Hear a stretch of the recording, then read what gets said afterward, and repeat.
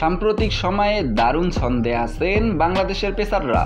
এদিকে ব্যাটিং ইউনিটে বাংলাদেশের মিডল অর্ডার বরাবরই বড় ভরসা। তাই শুভমান গিল মনে করেন এই দুই শক্তি নিয়ে আসন্ন টেস্ট সিরিজে ভারতের হুমকির কারণ হতে পারে বাংলাদেশ। তাই টাইগারদের হালকাভাবে না দেখার আহ্বান জানিয়েছেন তরুণ এই তারকা। শুভমান গিল বলেন, আন্তর্জাতিক পর্যায়ে যারা নিয়মিত খেলে তাদের হালকাভাবে নেওয়ার কোনো সুযোগ নেই, বিশেষ করে বাংলাদেশকে তো নয়। পাকিস্তানের বিরুদ্ধে টেস্টে ওরা দারুণ খেলেছে, যা দেখে আমরা রীতিমতো ভয় পেয়েছি, আমাদের শরীরে কম্পন উঠেছিল।